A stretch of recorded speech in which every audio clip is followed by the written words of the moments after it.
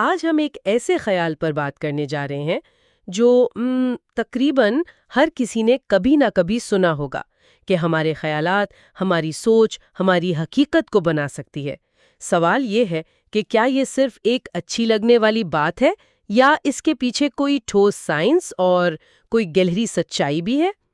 اس کو سمجھنے کے لیے ہمارے پاس آج بہت دلچسپ مواد ہے۔ ایک طرف اسٹینفورڈ یونیورسٹی کے نیورو سرجن ڈاکٹر جم ڈوٹی کی تحقیق ہے اور دوسری طرف بی کے شیوانی اور سدھگرو جیسے روحانی اساتذہ کی تعلیمات۔ تو آج ہم قدیم حکمت اور جدید سائنس دونوں کو ملا کر دیکھیں گے کہ اس میں آخر کتنی سچائی ہے۔ بالکل، اور سب سے دلچسپ بات یہ ہے کہ یہ دونوں راستے، ایک جو دماغ کی گہرائیوں میں ترتا ہے اور دوسرا جو شعور کی بلندیوں کو چھوتا ہے، آخر میں ایک ہی جگہ پر ملتے ہیں۔ اچھا؟ جی، دونوں اس بات پر متفق ہیں کہ ہماری اندرونی کیفیت، مطلب ہمارے اندر کیا چل رہا ہے، وہ ہماری بیرونی حقیقت کو بنانے میں سب سے اہم کردار ادا کرتی ہے۔ تو آج کی گفتگو کا مقصد یہی سمجھنا ہے کہ ہمارے خیالات اور احساسات ہماری زندگی کے حالات کو کس طرح متاثر کرتے ہیں، اور کیا ہم شعوری طور پر اس عمل کو اپنے فائدے کے لیے استعمال کر سکتے ہیں۔ چلیں اس کی گہرائی میں اترتے ہیں۔ سب سے پہلے دماغ کے کردار کو سمجھتے ہیں، اور اس کے لیے ڈاکٹر جم ڈوٹی کی کہانی سے بہتر کوئی مثال نہیں ہو سکتی۔ وہ انتہائی غربت میں پلے بڑھے، والد شرابی، والدہ شدید ڈپریشن کا شکار تھیں، اور 12 سال کی عمر میں وہ مایوسی کے عالم میں ایک جادو کی دکان میں چلے گئے۔ وہاں ان کی ملاقات روتھ نامی ایک خاتون سے ہوئی، اور اس ملاقات نے ان کی زندگی کا رخ ہی موڑ دیا۔ روتھ نے ڈاکٹر ڈوٹی کو کچھ ایسی تکنیک سکھائیں جنہیں آج کی دنیا میں ہم مائنڈفلنس، تصور یعنی ویژولائزیشن اور مثبت اثبات کہتے ہیں۔ اس نے انہیں سکھایا کہ کس طرح اپنے جسم کو پرسکون کرنا ہے، سانس پر توجہ دینی ہے، اور اپنے ذہن میں جو منفی شور چلتا رہتا ہے اسے کیسے خاموش کرنا ہے۔ بنیادی طور پر وہ انہیں ایک مسلسل خوف کی حالت سے نکال کر ایک دل کی حالت میں لانے کی تربیت دے رہی تھیں۔ یہ خوف کی حالت اور دل کی حالت کیا ہے؟ مطلب نیورو سائنس کے لحاظ سے اس کی کیا اہمیت ہے؟ کیا یہ صرف شاعرانہ الفاظ ہیں یا دماغ میں واقعی کچھ تبدیل ہوتا ہے؟ نہیں، یہ بالکل حقیقی اور سائنسی ہے۔ دیکھیں، ڈاکٹر ڈوٹی وضاحت کرتے ہیں کہ ہمارا جو اعصابی نظام ہے وہ 2 طریقوں سے کام کرتا ہے۔ ایک ہے سمپیتھیٹک نروس سسٹم، جسے وہ خوف کی حالت کہتے ہیں، لڑو یا بھاگو والی کیفیت۔ بالکل، فائٹ اور فلائٹ والی کیفیت جو اس وقت فعال ہوتی ہے جب ہمیں کوئی خطرہ محسوس ہو، چاہے وہ جسمانی ہو یا جذباتی۔ اس حالت میں ہمارے جسم میں کورٹیزول جیسے تناؤ کے ہارمونز بھر جاتے ہیں اور ہم صرف اپنی بقا پر توجہ دے پاتے ہیں۔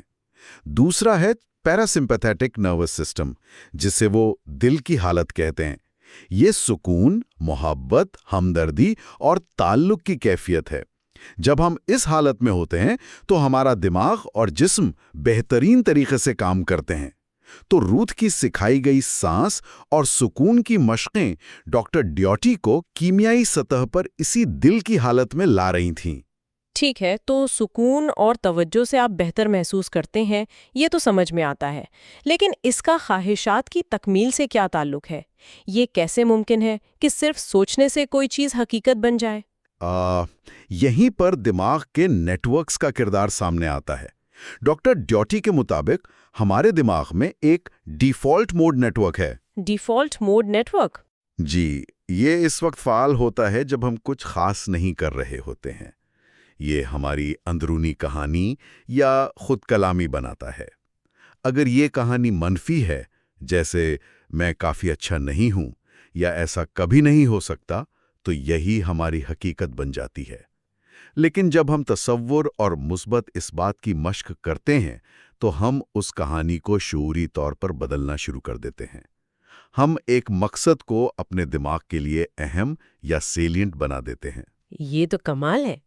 تو نیورو سائنس جسے ڈیفالٹ موڈ نیٹ ورک کہہ رہی ہے، وہ دراصل ہماری وہ اندرونی کہانی ہے جسے روحانی اساتذہ سنکلپ یا بنیادی سوچ کہتے ہیں۔ بالکل، سائنس اور روحانیت ایک ہی چیز کو الگ الگ زبان میں بیان کر رہے ہیں۔ اچھا، تو جب کوئی چیز دماغ کے لیے اہم بن جاتی ہے تو پھر کیا ہوتا ہے؟ جب کوئی مقصد ہمارے لیے اہم بن جاتا ہے تو یہ ہمارے دماغ کے مقصد تلاش کرنے والے سسٹم کو متحرک کرتا ہے۔ جسے ٹاسک پازیٹیو نیٹ ورک کہتے ہیں۔ اسے سمجھنے کے لیے ایک مثال لیتے ہیں۔ سمجھیں اس کے 3 حصے ہیں۔ جب آپ کسی چیز کو اہم بنا لیتے ہیں تو سب سے پہلے اہمیت کا نیٹ ورک ایک فلڈ لائٹ کی طرح اس پر روشنی ڈالتا ہے۔ پھر توجہ کا نیٹ ورک ایک زوم لینز کی طرح اس پر فوکس کرتا ہے، اور آخر میں ایگزیکٹو کنٹرول نیٹ ورک آپ کے CEO کی طرح عمل کرنے کا منصوبہ بناتا ہے۔ یہ تینوں مل کر کام کرتے ہیں۔ ایک منٹ، تو یہ دماغی نیٹ ورک مواقع کو پہچاننے میں مدد کرتا ہے، لیکن یہ حقیقت بنانے سے مختلف نہیں ہے؟ یہ تو کچھ ایسا لگتا ہے کہ جب آپ ایک نئی گاڑی خریدنے کا سوچتی ہیں تو آپ کو وہ ہر جگہ نظر آنے لگتی ہیں۔ کیا یہ صرف توجہ کا کھیل ہے یا کچھ اور بھی ہو رہا ہے؟ یہ بہت زبردست سوال ہے۔ یہ صرف توجہ کا کھیل نہیں ہے، بلکہ اس سے ایک قدم آگے ہے۔ جب آپ اپنی نیت کو بار بار دہراتے ہیں تو آپ اپنے دماغ کو اس مقصد کے لیے تیار کر رہے ہوتے ہیں۔ آپ ان نیورل راستوں کو مضبوط کر رہے ہوتے ہیں جو اس مقصد سے متعلق ہیں۔ یہ وہی اصول ہے جسے کہتے ہیں "What fires together wires together"۔ اچھا، اس کا نتیجہ یہ ہوتا ہے کہ آپ نہ صرف اس گاڑی کو ہر جگہ دیکھتے ہیں، بلکہ آپ لاشعوری طور پر ان جگہوں پر جانے لگتے ہیں جہاں اس گاڑی کے مالک ہوتے ہیں۔ آپ ان لوگوں سے بات چیت شروع کر دیتے ہیں جن کے پاس وہ گاڑی ہے، اور آپ ان مواقع کو پہچاننے لگتے ہیں جو آپ کو اس گاڑی کے قریب لے جا سکتے ہیں۔ آپ اپنی حقیقت خود نہیں بدل رہے، بلکہ آپ خود کو اس حقیقت کے لیے تیار کر رہے ہیں۔ واہ! تو نیورو سائنس ہمیں یہ بتا رہی ہے کہ کیسے دماغ خود کو ایک مقصد پر مرکوز کرنے کے لیے تیار کرتا ہے۔ لیکن اس پورے عمل کے لیے ایندھن کہاں سے آتا ہے؟ اس کے لیے ہمیں روحانی اساتذہ کی طرف دیکھنا ہوگا، جو کہتے ہیں کہ ہمارے خیالات کا معیار، جسے BK شیوانی سنکلپ کہتی ہیں، وہ توانائی ہے جو اس پورے انجن کو چلاتی ہے۔ بالکل۔ BK شیوانی کہتی ہیں، سنکلپ سے سرشٹی، یعنی خیالات حقیقت تخلیق کرتے ہیں۔ ان کا کہنا ہے کہ دنیا ہمارے خیالات نہیں بناتی، بلکہ ہمارے خیالات ہماری دنیا بناتے ہیں، اور وہ اس پر بہت زور دیتی ہیں کہ ہمارے پازیٹیو بیانات یعنی افرمیشنز ہمیشہ حال میں ہونے چاہیے۔ مثال کے طور پر، میں پرامن بننا چاہتا ہوں کہنے کے بجائے ہمیں کہنا چاہیے، میں پرامن ہوں۔ اس سے کیا فرق پڑتا ہے؟ یہ تو ایک چھوٹی سی بات لگتی ہے۔ یہ ایسا ہی ہے جیسے آپ GPS میں اپنا گھر منزل کے طور پر ڈال دیں۔ GPS کہے گا آپ اپنی منزل پر پہنچ چکے ہیں، آپ کہیں نہیں جائیں گے، آپ کو وہ منزل ڈالنی ہے جہاں آپ جانا چاہتے ہیں۔ اسی طرح جب ہم کہتے ہیں کہ میں بننا چاہتا ہوں، تو ہم لاشعوری طور پر اس بات کو تقویت دے رہے ہوتے ہیں کہ ہم فی الحال ویسے نہیں ہیں، ہم کمی کی حالت کو مضبوط کر رہے ہوتے ہیں۔ جب آپ کہتے ہیں میں پرامن ہوں، تو آپ اپنے ذہن کو اس حالت کو حقیقت بنانے کا حکم دے رہے ہوتے ہیں۔ اور سدگرو بھی اس سے ملتی جلتی بات کرتے ہیں۔ وہ کہتے ہیں کہ اگر آپ ایک طرف کوئی خواہش کرتے ہیں اور دوسری طرف یہ سوچتے ہیں کہ یہ ممکن نہیں، تو آپ اپنی ہی خواہش کو منسوخ کر رہے ہیں۔ یہ تو ایسا ہی ہے جیسے ایک پاؤں ایکسلریٹر پر اور دوسرا بریک پر ہو، گاڑی کہیں نہیں جائے گی۔ صحیح۔ اور اس مسئلے سے نمٹنے کے لیے BK شیوانی کچھ بہت عملی معمولات بتاتی ہیں۔ وہ صبح اٹھنے کے بعد پہلے 5 منٹ اور رات کو سونے سے پہلے آخری 5 منٹ کی اہمیت پر زور دیتی ہیں۔ ان کے مطابق دن کا پہلا خیال اور رات کا آخری خیال آپ کے لاشعور کی پروگرامنگ کے لیے سب سے اہم وقت ہوتا ہے۔ اس کے علاوہ وہ ٹریفک کنٹرول کا تصور پیش کرتی ہیں۔ ہر گھنٹے بعد صرف 1 منٹ کا وقفہ لے کر اپنے پازیٹیو خیال کو دہرانا، تاکہ ذہن منفی سمت میں نہ بھٹکے۔ یہ تو کافی نظم و ضبط کا مطالبہ کرتا ہے۔ بالکل۔ اور اسی نظم و ضبط کی طاقت کو سدگرو ایک بہت خوبصورت مثال سے واضح کرتے ہیں۔ وہ کہتے ہیں کہ ایک منظم ذہن کلپ ورش یعنی خواہشات پوری کرنے والے درخت کی طرح ہے۔ وہ ایک شخص کی کہانی سناتے ہیں جو نادانستہ طور پر جنت میں ایک ایسے ہی درخت کے نیچے بیٹھ گیا تھا۔ اس نے بھوک لگنے پر کھانے کا سوچا تو کھانا حاضر ہو گیا، پیاس لگی تو مشروبات آ گئے، پھر آرام کرتے ہوئے اس نے سوچا کہ کہیں یہاں کوئی بھوت پریت تو نہیں ہے، اور فوراً بھوت حاضر ہو گئے۔ پھر اس نے خوف سے سوچا کہ یہ مجھے مار ڈالیں گے، اور وہ مر گیا۔ یہ کلپ ورش والی کہانی تو ڈرا دینے والی ہے۔ یہ اس بات پر زور دیتی ہے کہ ذہن کتنا طاقتور ہے، لیکن یہ بھی کہ اگر اسے قابو میں نہ رکھا جائے تو یہ خود کو ہی تباہ کر سکتا ہے۔ یہ تو ایک بہت بڑی ذمہ داری ہے۔ یہی اس کہانی کا سبق ہے۔ ایک غیر منظم ذہن ایک تباہ کن طاقت ہے۔ سدگرو کے مطابق ایک منظم ذہن کا مطلب ہے کہ آپ کا جسم، آپ کے جذبات اور آپ کی توانائی سب ایک ہی سمت میں کام کر رہے ہیں۔ جب یہ تینوں چیزیں آپ کی نیت کے ساتھ ہم آہنگ ہو جاتی ہیں تو آپ کی خواہشات کا پورا ہونا ایک فطری عمل بن جاتا ہے۔ تو عملی طور پر اسے کیسے کیا جائے؟ ڈاکٹر امت کمار کائنات کے نام خط لکھنے کی ایک ٹیکنیک بتاتے ہیں جو بہت دلچسپ ہے۔ اس کے 5 مراحل ہیں۔ پہلا، ایک پرسکون ماحول بنائیں جہاں آپ کائنات سے جڑا ہوا محسوس کریں۔ دوسرا مرحلہ یہ ہے کہ آپ اپنی خواہش کو تفصیل سے لکھیں اور اس طرح لکھیں جیسے وہ پہلے ہی پوری ہو چکی ہو۔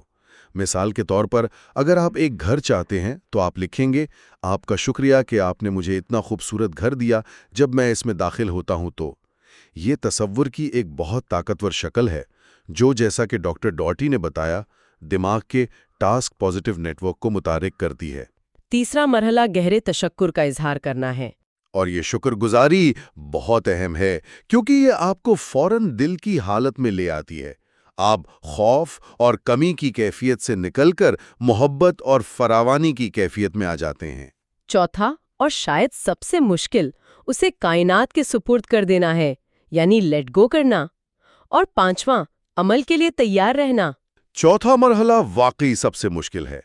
لیٹ گو کرنے کا مطلب سستی یا لاطانب کی نہیں، بلکہ بے چینی کو چھوڑنا ہے۔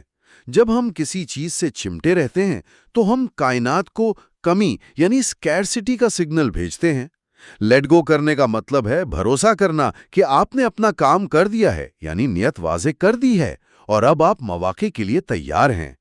یہ بے چینی سے اعتماد کی طرف ایک بہت بڑا نفسیاتی شفٹ ہے۔ یہ تو ایک مکمل پیکج لگتا ہے۔ بی کے شیوانی ایک اور بہت منفرد اور قابل عمل مشق بتاتی ہیں، کھانے اور پانی کو توانائی بخشنا۔ یہ خیال بہت دلچسپ ہے۔ آج کل کی تیز رفتار زندگی میں یہ تقریباً ناممکن لگتا ہے۔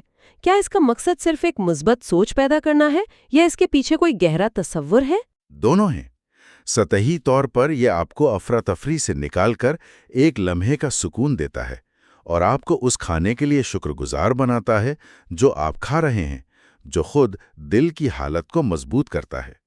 گہری سطح پر یہ اس عقدین خیال پر مبنی ہے کہ آپ کی نیت اور توانائی مادے پر اثر انداز ہوتی ہے۔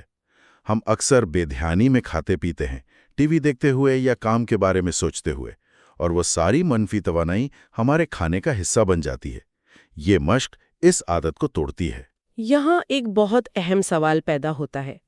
فرض کریں کوئی یہ سب کچھ کرتا ہے، پازیٹیو سوچتا ہے، تصور کرتا ہے، خط لکھتا ہے، لیکن پھر بھی اس کی خواہش پوری نہیں ہوتی، تب کیا ہوگا؟ مایوسی تو لازمی ہے۔ یہ ایک بہت اہم سوال ہے اور اس کا جواب ہماری اندرونی کیفیت میں پوشیدہ ہے۔ ایک ذریعہ بتاتا ہے کہ کائنات ہماری بے چینی، ڈیسپریشن کا نہیں، بلکہ ہماری توانائی، ہماری وائبریشن کا جواب دیتی ہے۔ جب ہم کسی چیز کے لیے بے چین ہوتے ہیں تو ہم دراصل کمی اور فقدان کی توانائی خارج کر رہے ہوتے ہیں۔ ہم کائنات کو مسلسل یہ پیغام دے رہے ہوتے ہیں کہ میرے پاس یہ چیز نہیں ہے اور میں اس کے بغیر ادھورا ہوں۔ اس کے برعکس جب ہم پرسکون، اطمینان اور بھروسے کی حالت میں ہوتے ہیں تو ہم کثرت اور فراوانی کی توانائی خارج کرتے ہیں۔ تو اس کا مطلب ہے کہ نتائج سے لا تعلق رہنا ضروری ہے؟ بالکل، لیکن لا تعلقی کا مطلب بے حسی نہیں ہے۔ نتائج کو کنٹرول کرنے کی کوشش مزاحمت پیدا کرتی ہے اور بہاؤ کو روکتی ہے۔ اصل طاقت سر تسلیم خم کرنے اور بھروسہ کرنے میں ہے کہ جو چیز ہمارے لیے بہتر ہے وہ صحیح وقت پر ہم تک پہنچ جائے گی۔ یہ غیر فعالیت نہیں بلکہ عمل پر گہرا یقین ہے۔ ایک ماخذ کہتا ہے، سکون بذات خود ایک کامیابی ہے۔ یہ صرف خواہش پوری ہونے کی شرط نہیں بلکہ خود ایک مطلوبہ حالت ہے جو دوسرے مثبت نتائج کو اپنی طرف کھینچتی ہے۔ یہ بات مجھے ڈاکٹر ڈوٹی کی کہانی کی طرف واپس لے جاتی ہے۔ انہوں نے وہ تمام مادی اہداف حاصل کر لیے جو انہوں نے 12 سال کی عمر میں سوچے تھے۔ وہ کروڑ پتی بنے، ان کے پاس حویلی، پورشے، رولیکس سب کچھ تھا، لیکن وہ اپنی زندگی کے سب سے ناخوش دور میں تھے۔ کیوں؟ کیونکہ یہ سب کچھ بیرونی توثیق کی ضرورت سے پیدا ہوا تھا، جو کہ ایک خوف کی حالت ہے۔ بالکل درست۔ انہیں وہ سب مل گیا جو وہ چاہتے تھے، لیکن وہ اندر سے خالی تھے۔ اور انہیں حقیقی سکون اور مقصد تب ملا جب انہوں نے .com کریش میں اپنی ساری دولت کھو دی اور اپنی توجہ خدمت پر مرکوز کی۔ انہوں نے ایک چیریٹیبل ٹرسٹ کو $30 ملین عطیہ کیے، جس سے دنیا بھر میں غریبوں کے لیے ہیلتھ کلینکس بنے۔ اس عمل نے انہیں خوف کی حالت سے نکال کر دل کی حالت میں مستقل طور پر منتقل کر دیا۔ تب ان کی زندگی کا اصل مقصد شروع ہوا۔ تو آج کی گفتگو کا خلاصہ یہ ہے کہ خواہشات کی تکمیل کوئی جادوئی عمل نہیں، بلکہ یہ 3 چیزوں کا ایک مربوط نظام ہے۔ پہلا، مرکوز نیت، جس کی حمایت نیورو سائنس کرتی ہے کہ یہ ہمارے دماغ کو مواقع کے لیے تیار کرتی ہے۔ دوسرا، جذباتی ہم آہنگی، یعنی دل کی حالت میں رہنا یا مثبت توانائی خارج کرنا۔ اور آخر میں سر تسلیم خم کرنا، یعنی عمل پر بھروسہ کرتے ہوئے نتائج کی بے چینی سے آزاد رہنا۔ ایک نیورو سرجن سے لے کر روحانی اساتذہ تک تمام ذرائع ہماری اندرونی حالت کی طاقت کی طرف ہی اشارہ کرتے ہیں۔ اور آخر میں سننے والوں کے لیے ایک سوچ، ہمارے ذرائع یہ بتاتے ہیں کہ ہم ہر لمحہ اپنے غالب خیالات کی بنیاد پر اپنی حقیقت تخلیق کر رہے ہیں، چاہے ہم یہ شعوری طور پر کریں یا لاشعوری طور پر۔ ہمارے ماضی کا بوجھ، ہماری منفی خود کلامی، ہماری لاشعوری عادات، یہ سب مل کر ہماری موجودہ حقیقت بنا رہی ہیں۔ تو سوال یہ نہیں ہے کہ کیا ہم اپنی حقیقت بنا رہے ہیں، بلکہ یہ ہے کہ ہم کیا بنا رہے ہیں۔ کیا بدلے گا اگر ہم آج ابھی اگلے ہی خیال سے اپنے ذہن کی اس پروگرامنگ کو شعوری طور پر ترتیب دینا شروع کر دیں؟